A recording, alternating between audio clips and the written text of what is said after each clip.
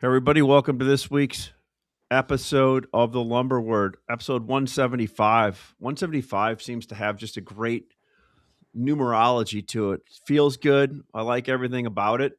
Um, Glad Charles, you're here, Matt, G Pop. A little bit of a interesting week in lumber. It's the week that everything kind of went a little quiet for a couple of days here. Uh, but I'm very optimistic because I've gotten 3 orders from 3 new customers this week.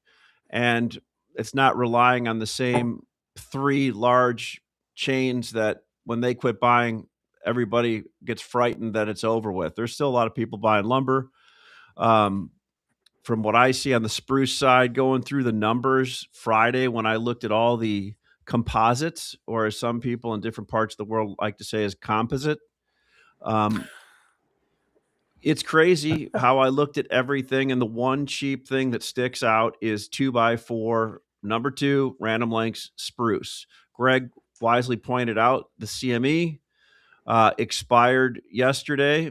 $1.50 away from the orders we had in. Isn't that crazy how that happens? Yeah, we went in and we said, hey, hey, let's scale down by 20, buy 20 cars, and starting at 600. Ash said, well, that means the low will be 601. He missed it by $1.50. It was 602.50.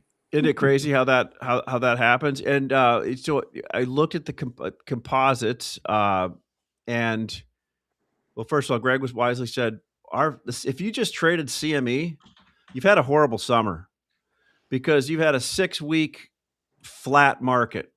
And even if you bought the top and the bottom, what's that range, Gregg? What was that range? I mean, I just look at it. Basically, it's almost been for 6 months. The market's traded between 580 and 600 with, a couple of tweets, a couple of weeks where it poked a little bit below that into the 560s, and, a few weeks where it poked, above 600 until just recently when we had the move from, 600 to 640. Did it do a turtle head just above it? Yeah, it did. Little turtle head, So, Family. This is a family show. We're only going to say the S word. So, and I look at all the composites, and they're wildly out of proportion with the stud composite, Southern Yellow Pine composite, U.S. species. The different composites are all at 100 percentile against the 2x4 market. And has it happened before? Yeah, during COVID and all that. So either 2x4 is wildly undervalued, or there's some wildly overvalued items. And I guess that's the coin flip of where's stuff going to go to. The other thing is I sold my first few loads, Charles, of 5/4x6, number 3/4 decking. I'm going to thank Rich for that. He said I should go to the well to Charles because he might have some honey holes. And my response was it a dry hole? Yeah, Charles says ain't got none. You're a low-grade decking guy now? Well, it's probably because you sent me that email and I was on a Polaris in a cow pasture. So, yeah. But I mean, I don't understand. You're talking yellow pine, Ashley? Have any impact. Yellow pine. Yeah. I'm just curious for the audience. What does that stuff sell for on a delivered basis? Yeah, we can't really say. No, I mean, it's in the... Like in the Midwest, 8, 10, 12, 14. That's a trade secret. 16s are like low 6s. Wow. You know what patio 1 and 2 grade sells for in like Ponderosa Pine out of the West? No idea. How much? Chicago? Over 900. 900 Chicago. Over 900 delivered. For patio grade. Yeah. Patio 1 and 2. That's the actual grade. He's selling the fall down to that. I should say, 4. I may be off. It actually is in the low 6s, and because it's not sold. It's not sold on a nominal. It's sold on an actual, right? So they don't get the free half an inch here and there. They got to sell it as actual. So mills charge more for it because it's harder to make the patio 1 and 2 grade. Anyways, why do I know this? They charge more because they have to give the full size. But the point is, like, I went out and thanks to, I'm not going to say for showing me around, I went out and visited a customer, a couple of weeks ago, and saw what he has in his yard. And I'm like, it's a complete difference when you go see somebody. Yeah. and they Well, spend Matt's out in and- the field 2 or 3 times. but a no, year. and they I mean, spend time with you. It's like, man, it's a difference maker, right? But now there are some customers, if you are selling them already, you don't want to go because they get a look at your face sometimes, and then all of a sudden you're not selling them anymore after you sell them once, right? Come on, you're a face man. What are you talking about? Anyway, Matt, you just got back from I have no idea how many customers we've run off with the podcast, Ash, also, right? I mean, we're always like going, hey, it's great when we get positive feedback and whatnot. The negative, like, we've run some people off, I think, yeah, like the one guy that said if I charged, he would never, he wasn't going to look at our podcast anymore. I love your podcast, but if you want to get any money for it, I'm going to lose your number. That's cool. No worries. You've never bought anything from me in my life anyway. So, whoa! Come on now. Let's not get testy. This is funny. I'm glad to be back, Matt. Okay, Matt. I want to hear about the inland lumber producers. Premier industry event. You go every year and have been. I've been going for 30 years now. I'm old. Do they give you an award for that or something? No, there's no the oldest guy here, Matt Beamer. The only way you get an award over there is if you win some golf prizes like a KP or win the horse race or whatever. But I'll just go generally what I learned from just talking to people from all over the country, because there is people from every nook and cranny of America, attending that. And for the spruce guys and the yellow pine guys that don't really understand what the inland is all the mills in eastern Washington, Oregon, pretty much all of Idaho, and then Montana. They formed a coalition 39, 40 years ago to create this inland lumber entity, and every summer they invite people that are their customers from all over the country to come join them and have get-togethers, cocktail parties, and play a little golf and just shake hands and have a good time. It's a nice thing. It's kind of like the reverse of the Montreal Wood Convention, because you go up there. We used to go up in February and freeze our buns off, and these guys are doing it in July and it's nice and sunny. So having said that, talking to a lot of different people there from all over, I came away with the impression this was a different kind of year than normal. So normally I go up there and it's kind of monolithic. Everybody's in the same page. Oh, it's a good market. Oh, it's a bad market. And there's not a lot of disagreement typically. It's just sort of, that's how it goes typically. Well, this year I'd say it was completely regionalized. And there was like 3 different answers to that question to the people I talked to. That a third of the people were like, yeah, it's not a very good year. And then a third of them were, oh, it's about the same as last year. It's okay. It's average. And then another third were like, yeah, it's great. Yeah, we're having a great year. So it really regionalized and really specific to business models. And so maybe that's and you and I talked a little bit about that. Like, so the people that were saying it's not a good year, what was their profile? Those were retail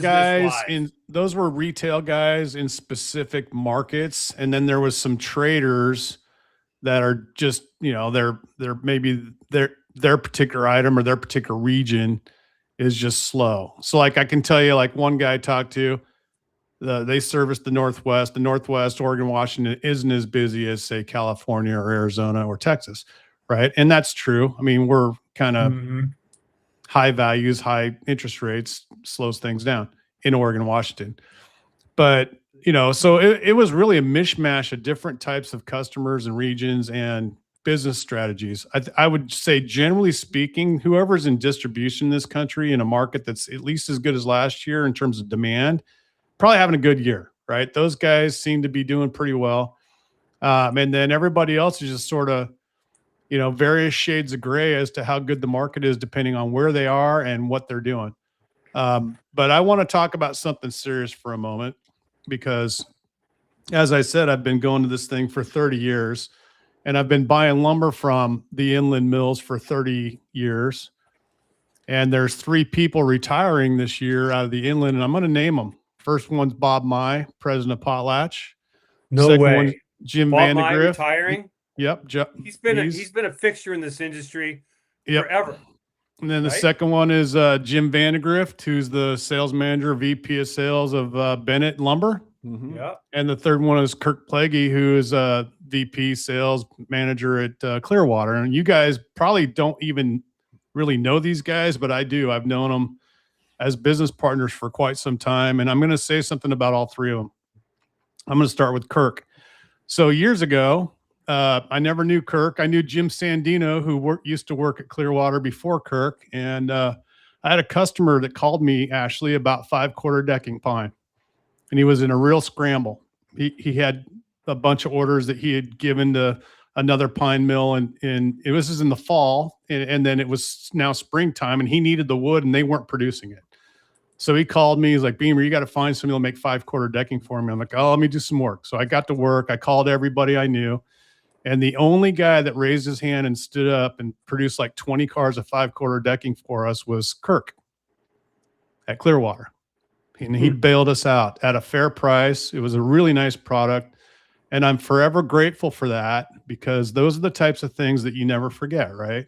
This is just high quality human being. I've since met him several times at the inland, but I didn't know him from Adam when that happened. So that's the kind of person he is. And I'm going to miss him. And then Jim Vandegrift is one of the first guys I ever talked to when I was a rookie lumber buyer for Western International Forest Products in 1995.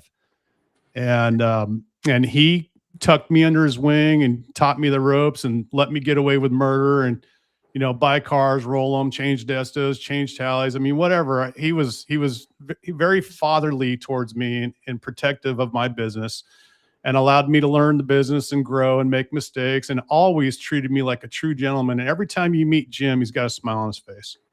He's one of the nicest human beings I've ever met in my life. And I'm dearly going to miss Jim. And then finally we get to Bob Mai. And a lot of you guys might not know this, but I'm always palling around with Bob over there. Jim teases me about, oh yeah, you're going to go hang out with Bob, aren't you? I'm like, well, you know, Bob Mai was selling my father OSB back in the 80s. So when I got in the business, I already knew who Bob was, but I'd never dealt with him. But I was motivated to do business with Potlatch because of the relationship that my father had with Potlatch prior to me getting into the business. And Bob Mai, just like Jim Vandegrift, treated me like his son, put his arms around me, let me get away with things he would never let anybody else get away with, and just fostered my relationship in the lumber business and my knowledge of it. And we have done all kinds of business over the years. I'm a big proponent of Potlatch and Bennett and Clearwater. I've always tried to market their products the way they want them to be marketed, as like the Cadillacs of the industry. And I think that's maybe the reason why they've let me get away with so much stuff, and they've empowered me to do so much business with them over the years. And I'm just, it's bittersweet for me, you know, that they're retiring. They're really great people, and that's what this business is all about. For people like me, I get towards the back half of my career now, and I'm starting to lose people that I care about, and it's because I've put a lot of time and effort, and they've put a lot of time and effort into me.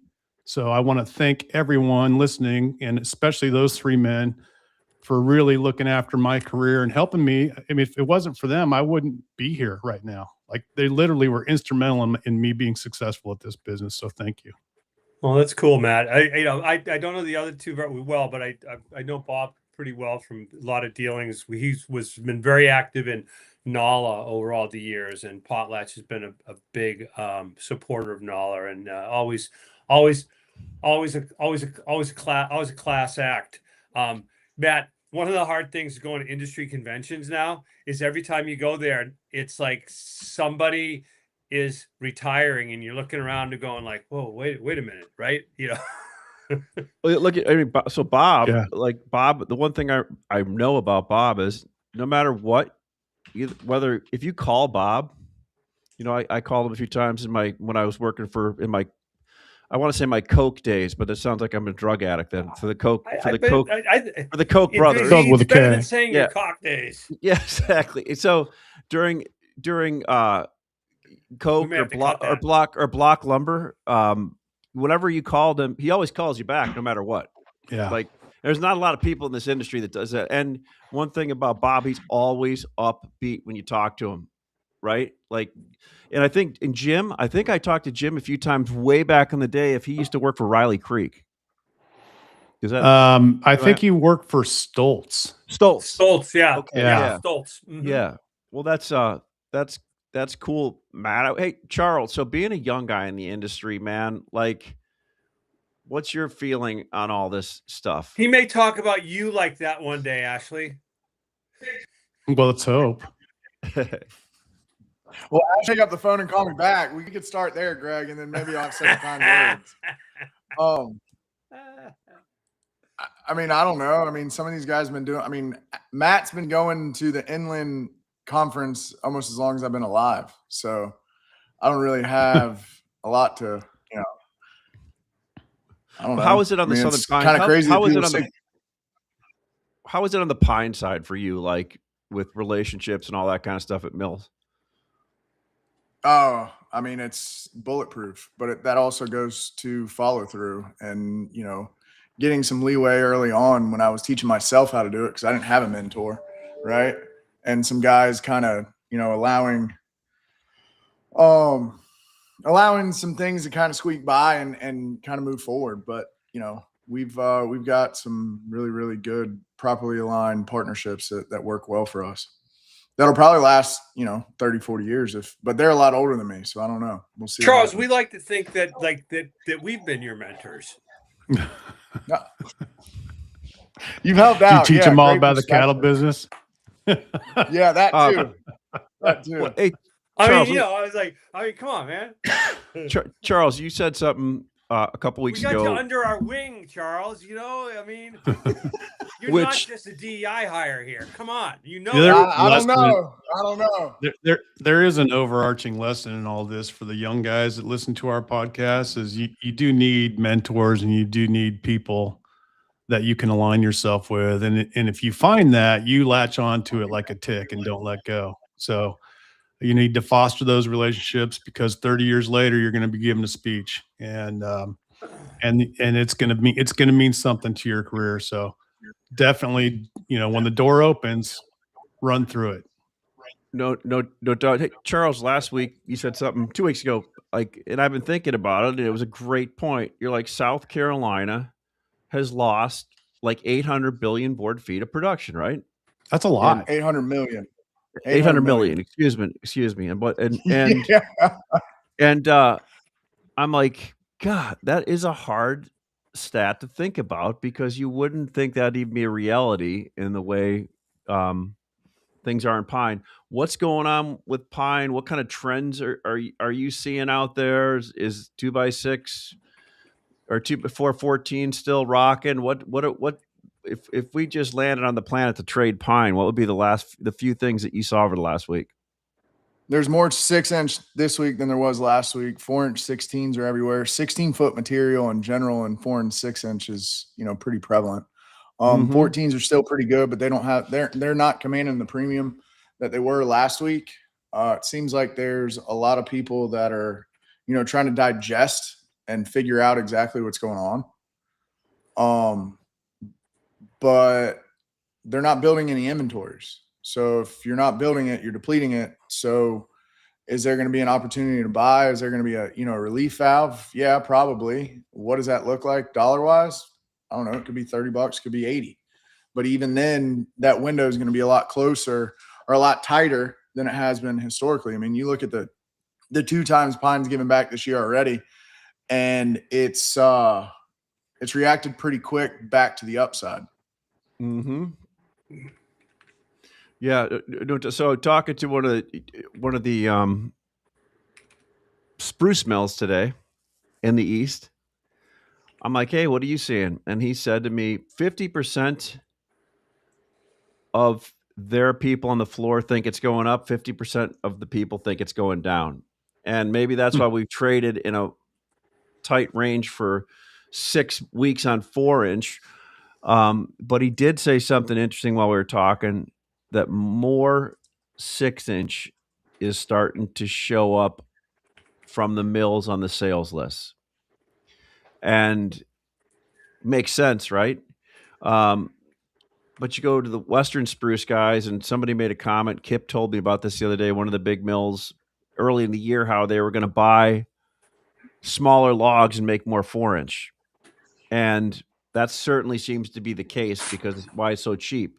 And then I go to the U.S. species, Matt. U.S. species, everything seems to be rocking right now, right? And I mean, what's going on there? I mean, like I heard what Charles said about pine, and it's a tough spot pine's in right now because it could go either way. It's hard to see a trade in front of you there. What about the U.S. species?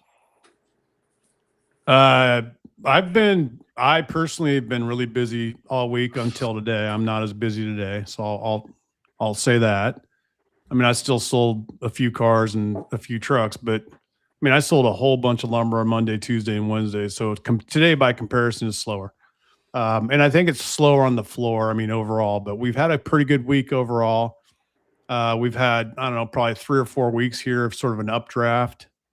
And, I think prices aren't really going up anymore. If you just look at, the price of hem fir and Doug fir and green or dry, I think we've kind of reached a point where the prices are pretty high. And now the mills are just going to have to rely on their order file for another couple of weeks, and we'll see what happens, by the time we get to early August. But in the meantime, we're just trading. So, do I know what's going to happen in 2 weeks? I suspect, but I'm not 100% sold on it. I'm just selling inventory, clipping coupons, and, selling millwood still. So if somebody counters me $5 or $10, I'm going to pay attention. But if they want to counter me $30 or $40, I'm not interested. Yeah, It's still hard to buy lumber, and it's still hard to find prompt lumber out in the field. And we're still paying, $400 a truck more than we ever were, in our lives. So the fundamentals haven't really changed all that much. When I start hearing a bunch of mills calling me, offering me lots of prompt lumber, then I'll change my tune, but that's not happening. So I think things are stable right now, but the tone is definitely, you take the speculation out of the market. You're not going to get that little extra 20 cars each week that guys just want to trade. Those guys aren't really buying right now. They've already bought. Yeah. So the real sales are just going to be focused on need. But the problem is the needs come across, and it's like, I need 12 trucks of straight 16s. Well, who does that? I mean, not that many people have it. So, we're in the position now where you're trying to match up what people want versus what the mills actually have. And what the mills have are like broken tallies, or they have a bunch of 18s and 20s, or they might have a bunch of 14s. So there's going to be a little bit of conflict here for a bit. We'll see how it all works out. I like the market overall. I think it's healthy. So I told Ashley this morning. Well, let me back up. Let me back up a second though. So, I mean, we've kind of had an all-in inventory position for, pretty much the last 6 months, and, had to deal with the weekly emails of like, you have too much wood, too much wood. I'm thinking in the next couple of weeks, they're going to go, hey, when are you going to buy some wood? And, we've reduced our inventory position probably 40% over the last 3 to 5, probably 4 to 6 over the next 4 to 6 of the last 4 to 6 weeks. Combination of factors have done that. But we're in a situation where we're a week or two max away from, having to decide whether we're going to stay in the distribution business or take August off. And, I've never stepped away from the market completely. My sense is that if that's our position, there's probably not a lot of people out there that have substantially increased their inventories during this time. I think that the feel I get from end users in our market east of the Mississippi is that business continues to be a little bit better than they think it should be. Doesn't mean it's fantastic. I think that housing starts are still relatively flattish, but the number of people with inventory is lower, and so so the pipeline is really leaned out. Matt, to your point, I don't see any pressure on prices for the next couple of weeks here. Yeah. But what I am assigning a higher probability that Western spruce 2x4s are 700 Chicago by Labor Day than below 600. Yeah, I And, mean, and I'll say I'm not positioned for that right now. yeah. But Ashley can Well, buy who more is? lumber in a morning than we can sell Yeah. in 2 months. With So hold on a worried. second. Hold on a second. So With I'm that not worried. said, I'm not worried. every morning Greg comes in and says, "We're not buying any lumber today." I'm like, I Yeah. haven't bought First any thing he lumber. says. And then at the end of the day, he walks in like this.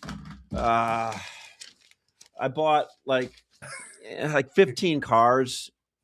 I'm like, 15 No, cars. have not bought 15 cars any days lately. That's for sure. You know. One thing we did, there is a little.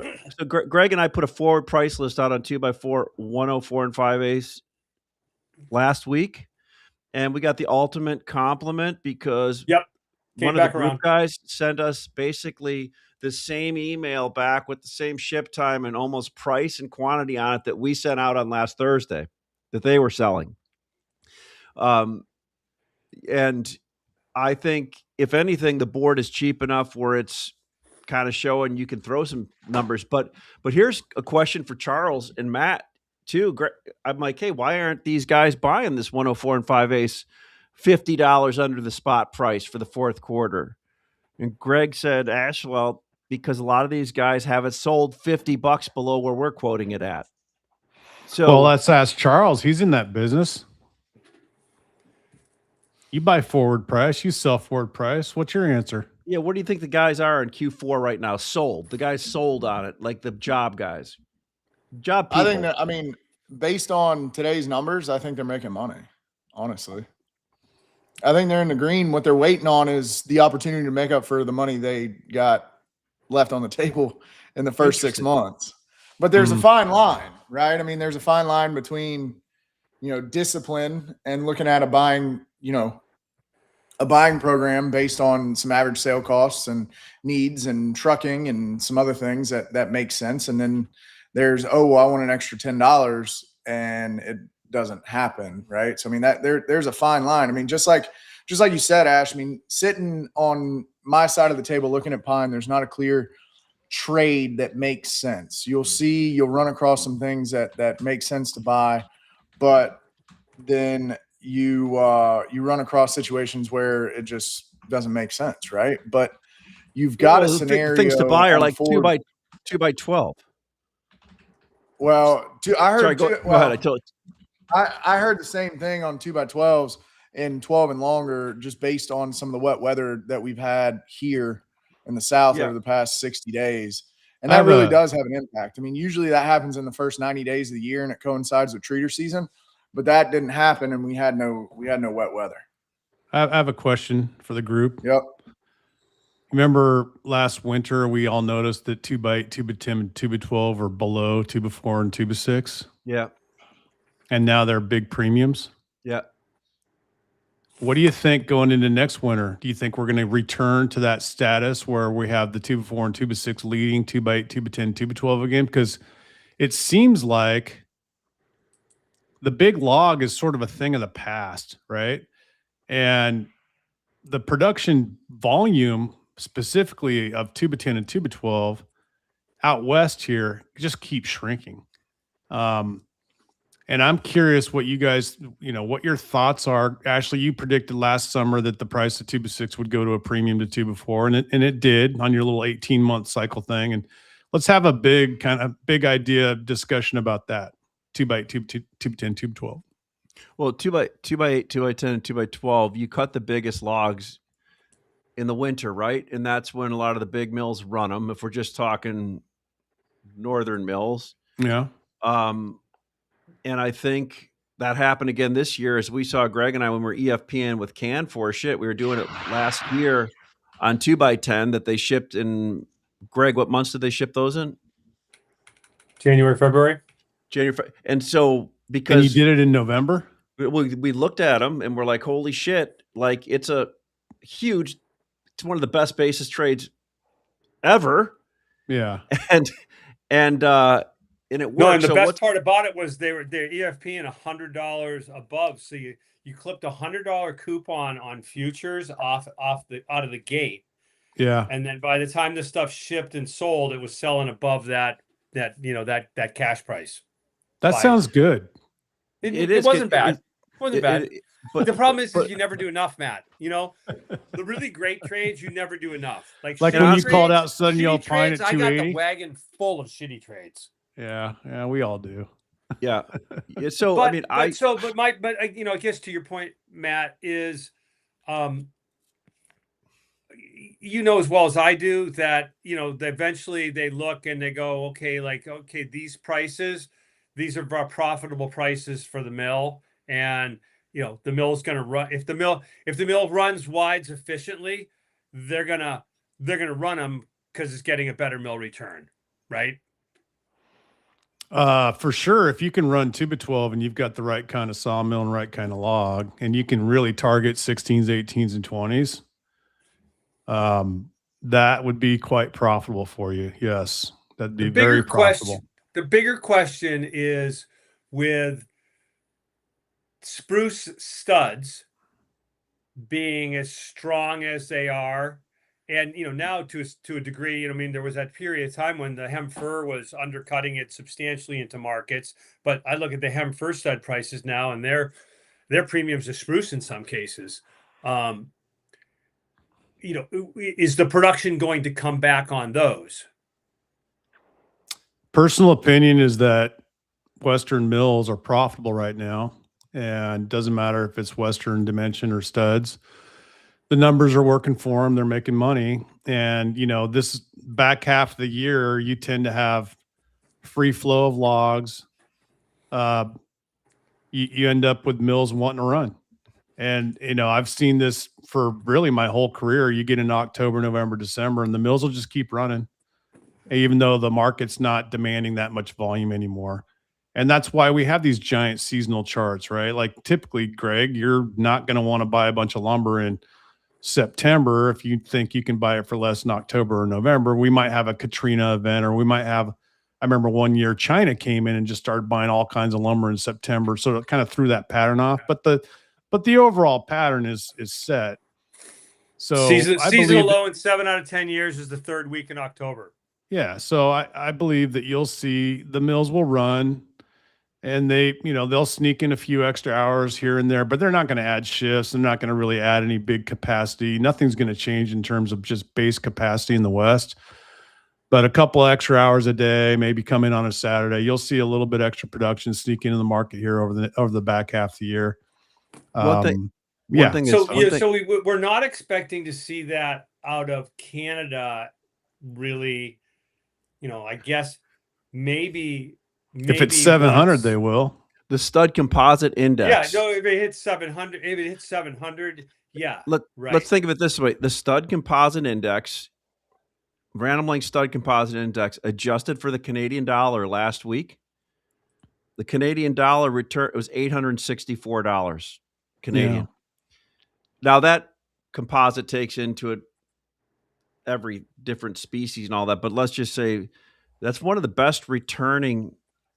So if I'm a Canadian stud mill, well, you are a Canadian stud mill. You actually work for a Canadian stud mill. But I mean, I would. Hey, we're not supposed to tell them that our 10-foot mill is opening up in August, Ashley. Oh, I would run, but no. But I'm saying it's like right now. It's if you're been shut for a year. They are opening in August. You want to hear my personal opinion.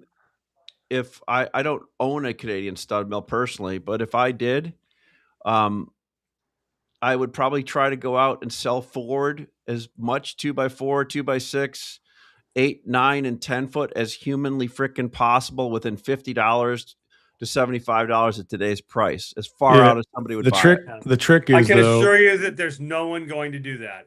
They will not. Zero people. No, mills are. I actually used to do trades like that, and you can still do. There's some specialty items you can lock in 6-month type deals, but back in the old days, back in the 90s, I used to do a bunch of 2x10 hem fir. I'd do it like in November, December, and it would ship in April.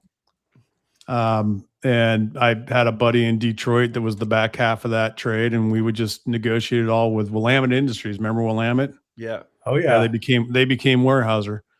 But going back to what you just said, Greg, your mill's opening back up. That's kind of what I mean. These prices are enticing to producers now, and so you're going to see a little bit, but not a lot of extra production come in.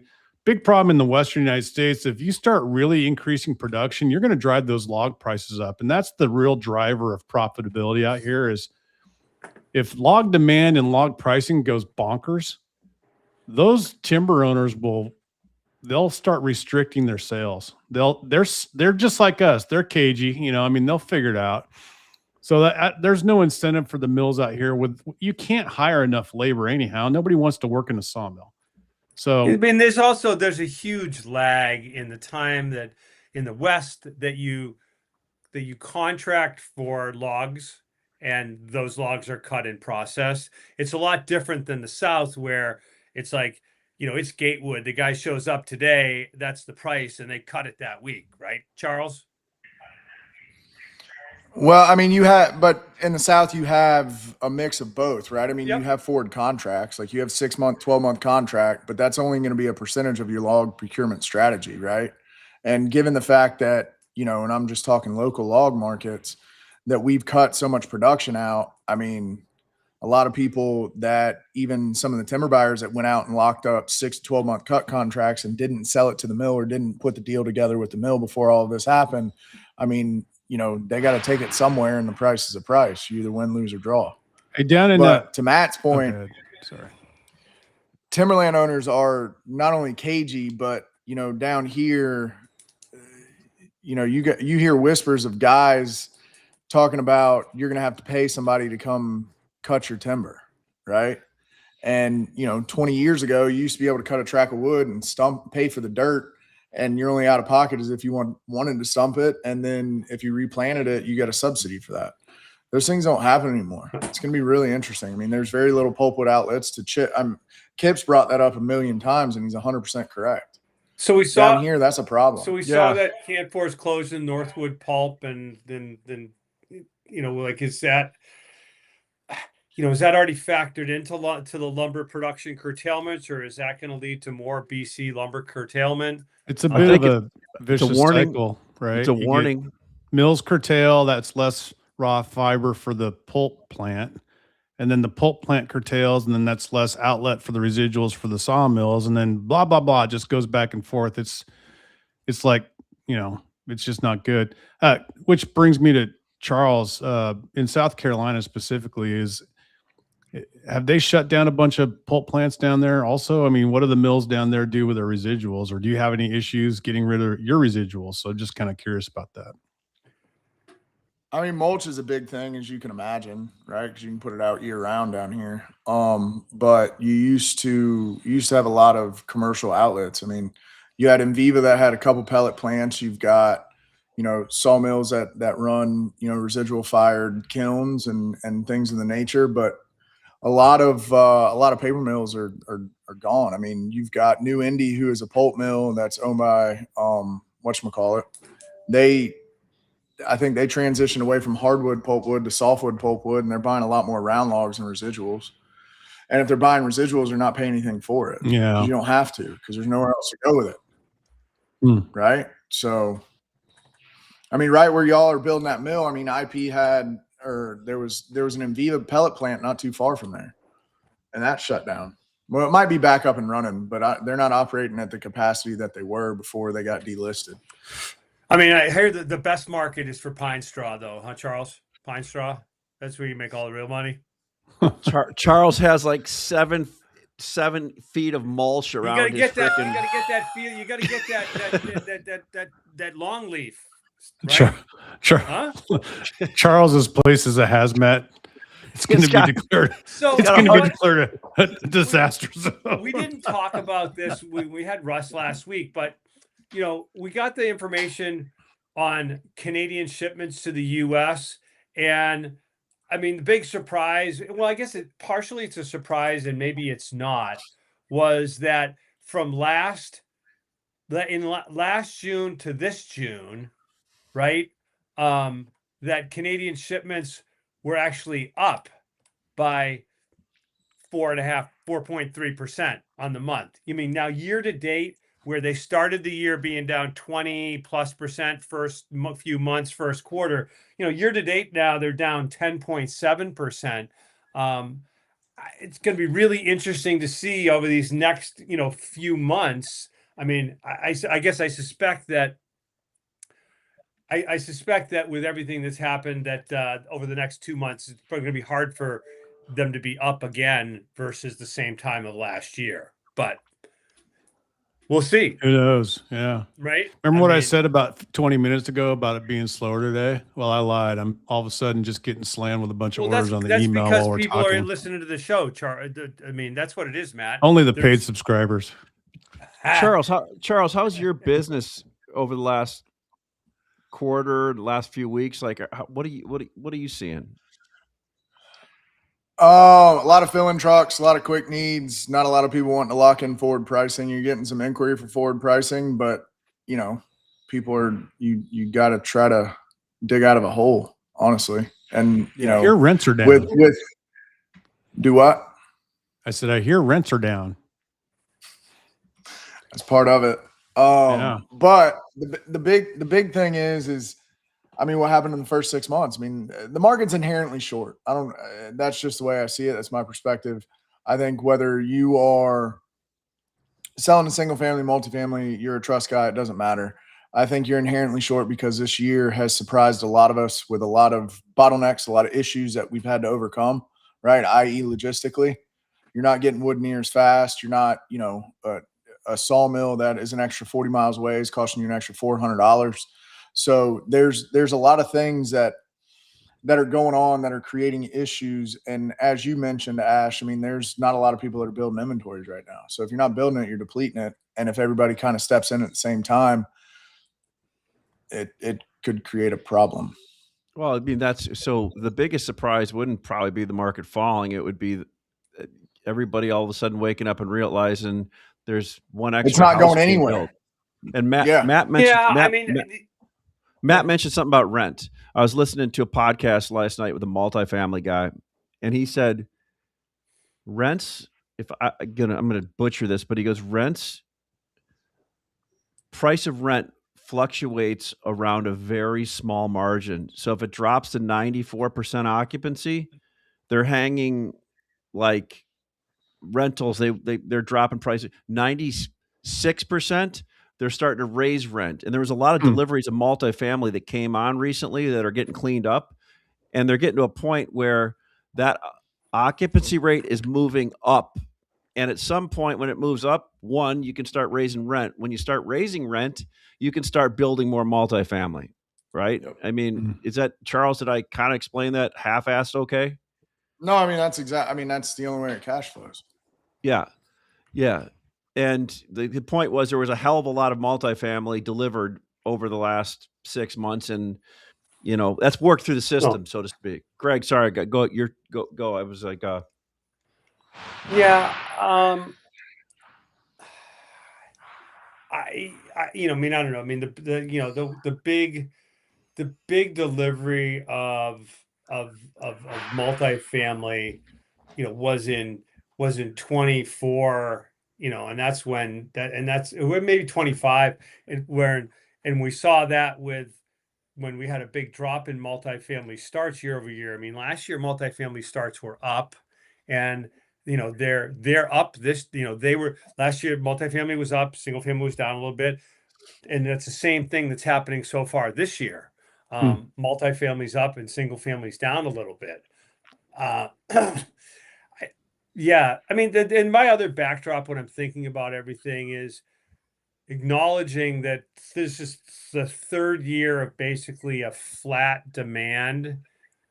And so by definition, we're in a supply push market as opposed to demand pull.